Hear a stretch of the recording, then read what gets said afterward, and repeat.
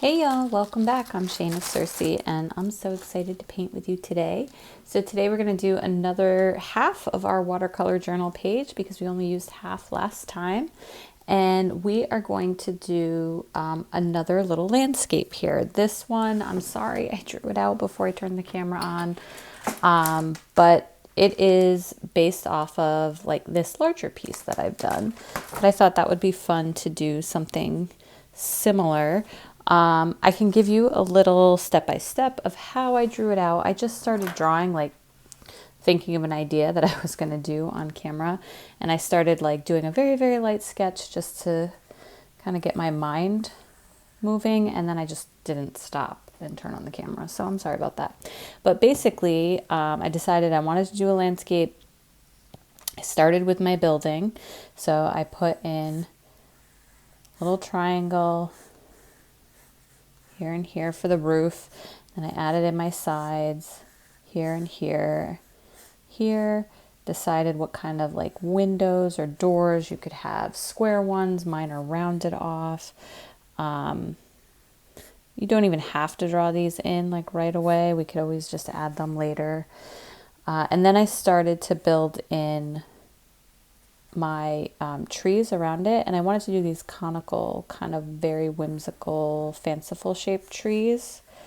So I put a bunch of these in around. I put a big bush up here and then a big old tree in the foreground. And you can see these are very illustrative trees. They're,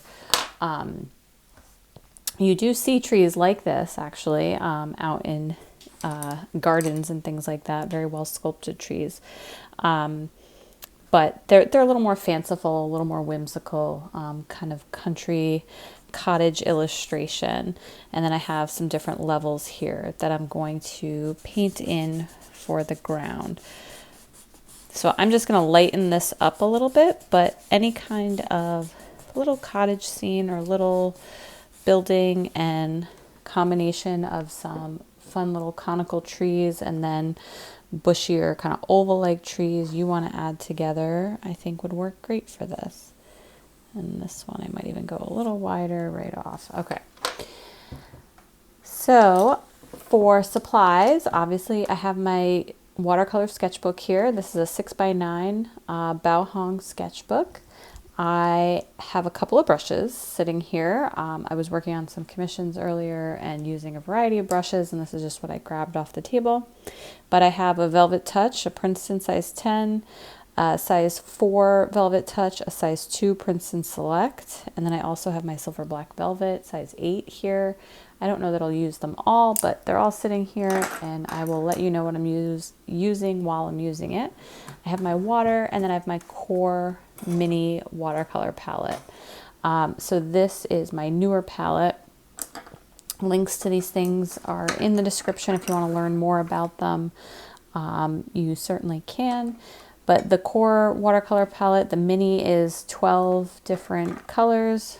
Great selection of colors. You can mix pretty much anything you'd want from this particular palette. But I am going to stick with, it's going to be kind of a strange color palette, one that people normally might not gravitate towards, but it is going to be this kind of strange orange, green, blue color palette. I actually really like this color palette. It's very, I don't know, it reminds me of nostalgia a little bit of the maybe the 70s, the early 80s, late 70s. It reminds me of my grandmother's house. I don't know, that orange and green combo. Like I feel like everything was olive or orange colored. So that's the kind of the feel I get. So I'm pulling out for colors here, I'm pulling out my Ultramarine blue, and I'm going to make this really, really pigmented. And I'm going to do the roof in this color, the roof. My house is going to be white, so I'm just going to use gray for that, Payne's gray. So I'm going to start with my roof. And I probably could have started with the sky, but I'm going to paint that in later. This is definitely a sketchbook kind of day where I'm just doing what I want when I want it, not very logical all the time. I just know I have to paint. I want to paint today. So that is what I am doing.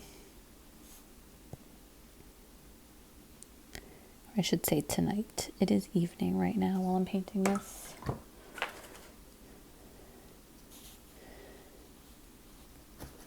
So just painting in this roof.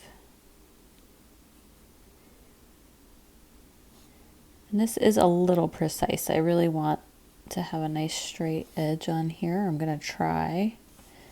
And then a nice thin kind of edge over here. Okay, so I'm going to leave that as it is. We'll paint in the other parts, and one of my sides is going to be lighter than the other to show that there's like light and form, shadow on one side versus the other. So while that roof dries, I don't know why I painted the roof in first, but normally I would start with either the ground or the sky, but we're going to let it dry. We'll put in the sky and then we'll put in our trees. In the ground, I am going to use this combination of orange. So I have, oh, I can't remember the name of the orange in here. Is it a Pyrrol? Phthalo, sap green. I saw it under here somewhere. Pyrrol, nope. Orange Pyrrol, yes. It is a Pyrrol color. Orange Pyrrol transparent. Transparent orange Pyrrol. So sorry, I should have these memorized by now. So this beautiful, beautiful bright orange color, I am going to be putting some other colors on top of it with the green to desaturate it a little bit, but we'll get there. So then I have yellow. This is a nickel azo yellow, and I have sap green. So this little triad here, this is very, very late 70s to me. Early 80s when I was a kid. All right, I'm going to paint in my yellow first. I'm going to put this layer down, and I'm going to go around my trees and my bushes. I'm not going to worry too much about where the trunk is going to be. These are all just kind of flat washes. Maybe they have a little texture to them, a little white spots missing. That would be fine. More yellow up here, a little bit lighter.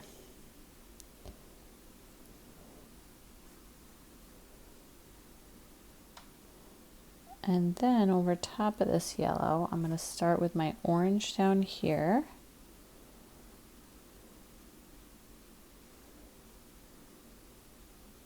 Now this doesn't follow any like particular like landscape rules in terms of color that I'm using and how I'm building these stacks of colors on top of each other. It's just because I want to, because I think the color palette is cool.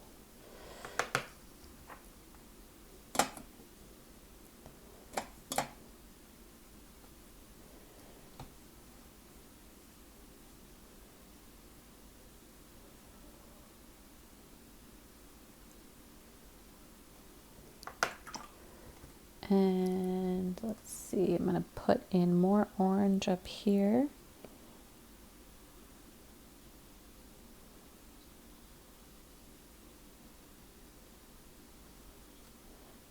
And I think I'm going to do orange around the house. Last time I did green near the house.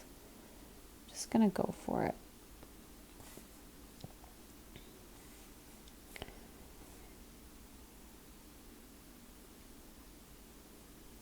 And I'm letting the blue and orange overlap a little bit, and you can see they're kind of meshing into each other. And what's interesting is down here, this tape is green and the orange is moving into it too, but it almost looks like it's part of the painting, but that is all going to be peeled away. This is where it gets a little tricky in between our trees here. The trees are going to be pretty dark, so I'm not going to worry too much if I get a little bit like inside the tree outline.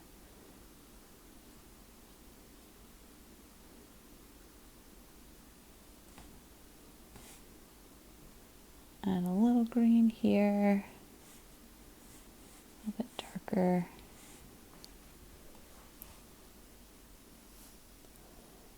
And then also over here, I'm going right off the page.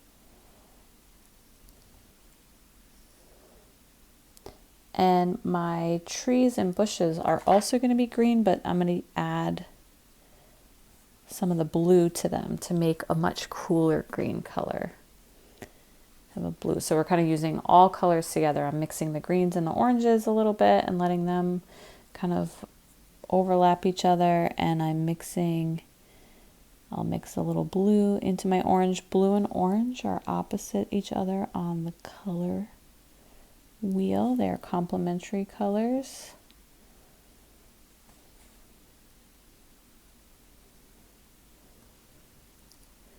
Just kind of keep going till it feels good. Now with my yellow,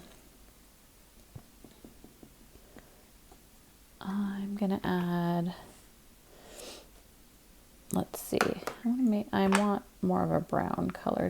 I have browns in here. That's orange. It's another orange. Here's a brown. Let's add a little brown in here. Brown is just desaturated orange.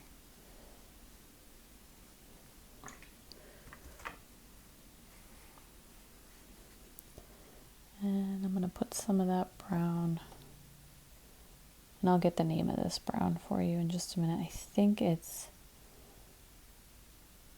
a burnt umber. I'm pretty sure. Yes, burnt umber natural. All right, so there's our ground. You can keep playing with it as much as you want. This kind of goes back to the one we did a couple days ago where we did a lot of the greens and yellow, or the blues and yellows, and we let them mix, and a lot of wet on wet. And you know, sometimes you just got to let go and see what happens. I'm going to make this section a little darker up here.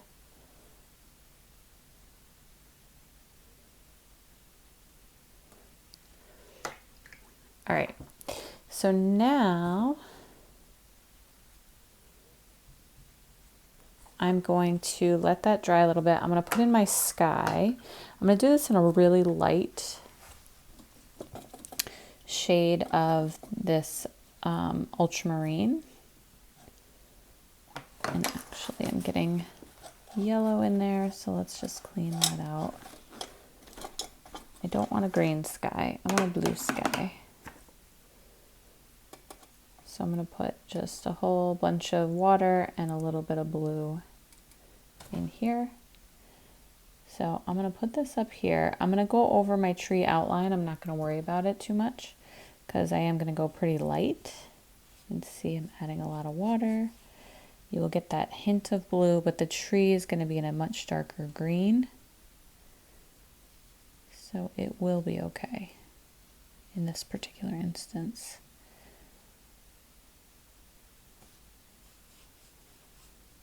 Oh no, got yellow in my sky. See that big stripe of yellow? That will turn definitely green later on.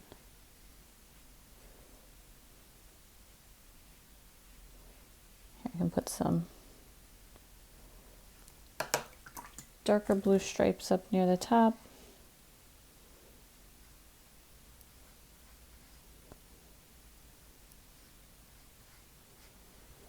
And ultramarine is a granulating color, which means it tends to separate. So I can see a lot of that has happened on this roof because I just piled a lot of color on here when I was first painting it. So, but I'm going to let it completely dry, and then I'm going to do another layer, but I can see the separation is quite dramatic right now. All right, so we have most of what we need built in, but we do have to let things dry a little bit. So let everything dry, and then we'll come back and we'll finish up our shadows on our house or on our little building, our trees, and then put in the little details for the windows. All right, we're back and everything is dry. I'm definitely going to use my size 4 brush in a minute. But But before I do that, I am going to go into my trees. Let's do those first. So I'm going to take my sap green, this beautiful sap green color, and I'm going to add ultramarine to it. And it's going to make this darker, kind of slightly cooler color. I am going to give light coming from this direction. It's going to be hitting my building, and it's going to be hitting my trees a little bit.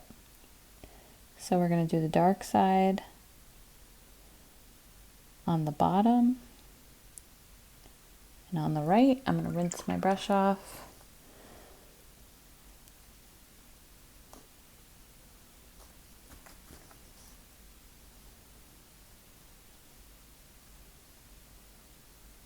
I'm going to blend that out. Beautiful. This is where things kind of start to come together, where these sloppy edges kind of get filled in.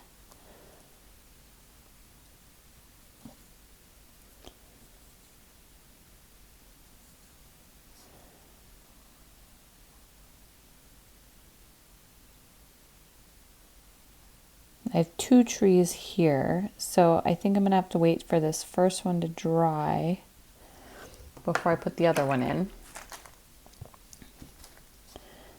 Otherwise, it's just not going to work out how I hope.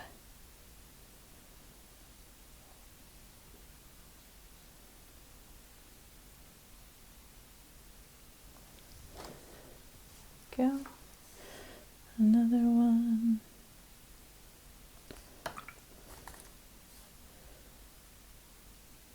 I'm just blending this one together a little bit more.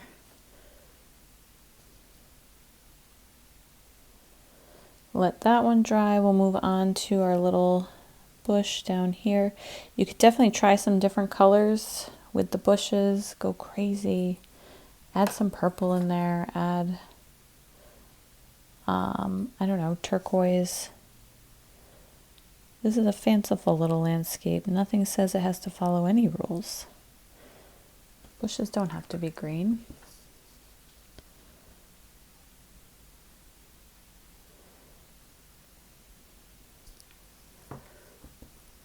All right, we're gonna go to this big one over here. This one I'm gonna add some yellow to. So I'm gonna put a yellow underlayer.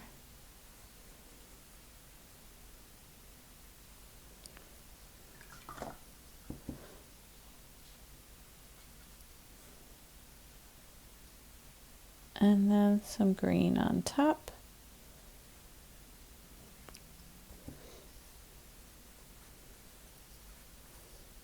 And blend those together.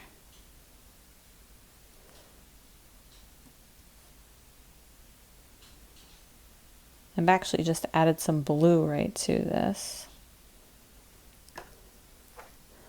Pick up a different brush that's dry. I'm just going to kind of work with what's on the page here to blend these together.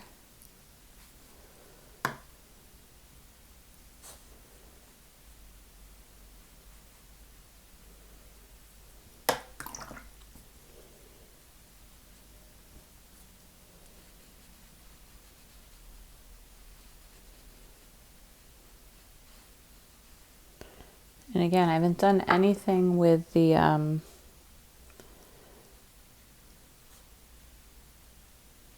stumps. Not the stumps, the trunks of the trees. They're not stumps unless you cut the tree down.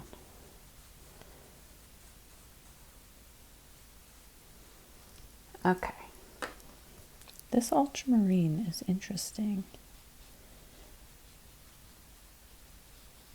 I feel like the one in this mini palette separates even more than the one from the tube that I usually use. Might be in my head.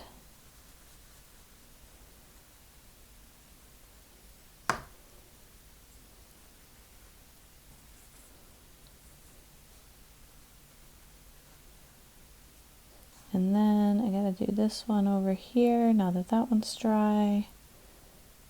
Like this rock right here, I feel like it should not be that, not rock. This is a bush as well. But it really had some significant separation, like a lot, a lot, a lot.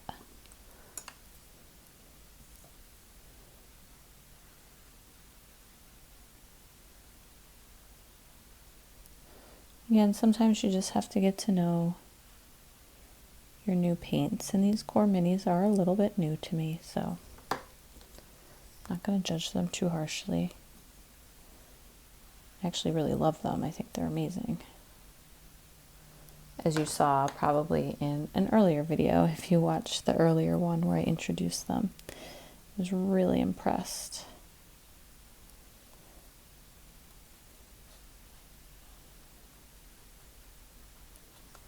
All right, we're gonna let those dry and we're gonna move on to the shadowy face of our building with then the details of the windows and the trunks of the trees. All right, we're back once again. Things are dry. We're gonna go in with our Payne's gray. Picked up a smaller brush and I just added lots and lots of water.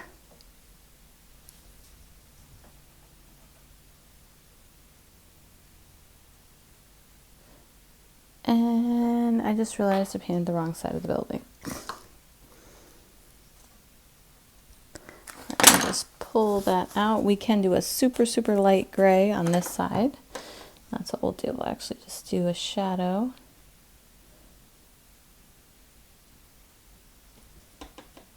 Under the roof. And then we're gonna go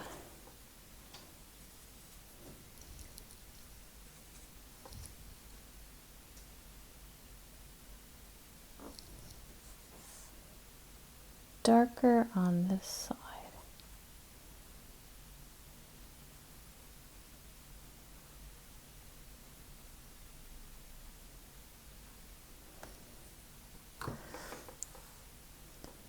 Probably go even a little bit darker.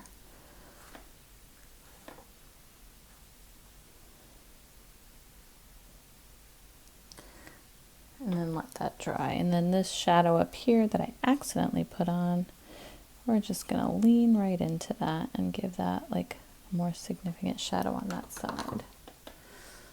No, I don't. I'm gonna blend it right out.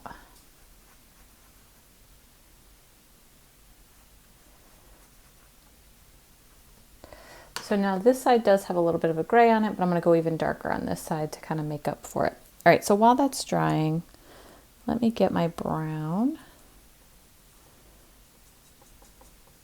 Mix it with a little Payne's gray. That's a lot of Payne's gray. And we're just going to put in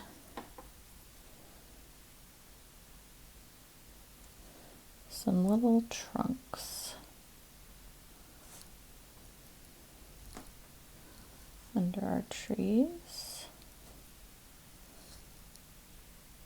just where it makes sense. Not under our bushes. We'll put one here.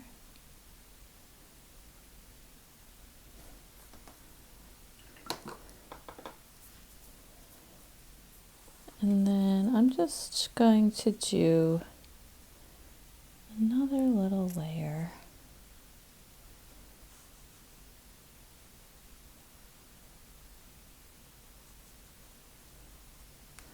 of green, of sap green on this side.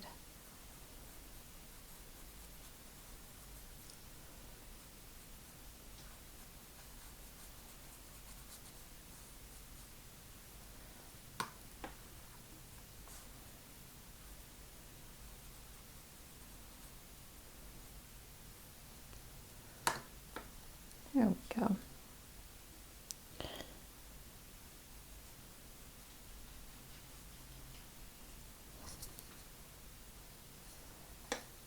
All right, let's let it dry one more time. All right, I can't help myself, but I am going to go even darker on the side here. That's super dark. I'm going to add definitely some water to that. Okay, there we go.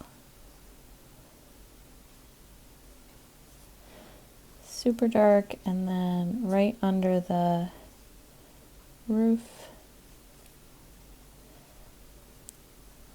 and a little bit more of a shadow right there.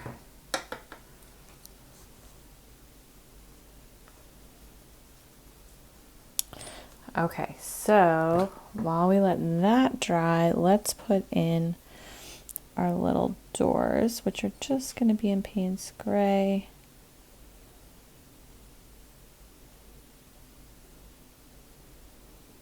They do have rounded tops. I'm going to do windows the same.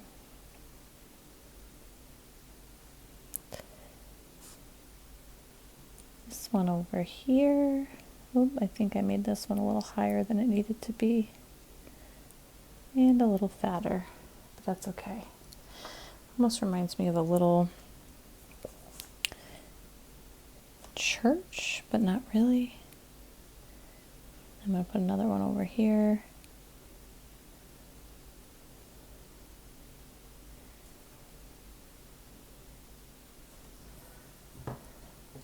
On the side.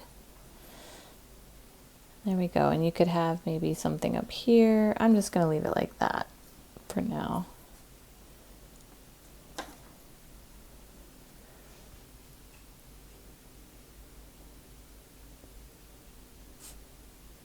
Make these a little bit bigger. There we go. All right. Is that everything? Did we finish everything? I think we did. Could always go back and add more, but I think that works for me. I'm going to take off my tape. Thanks so much for painting with me today and your patience. I'm Sienna Cerulean. Don't forget to check out the description for links to supplies and materials. Leave a comment, like the video, subscribe to the channel if you haven't already done so, and maybe share with someone who you think might enjoy watercolor as well. So there's our cute little cottage in this funky colored landscape with these whimsical little trees. I'm in love. I think it's adorable. All right, y'all, take care. Happy painting, and I'll see you for our next watercolor journal page very soon.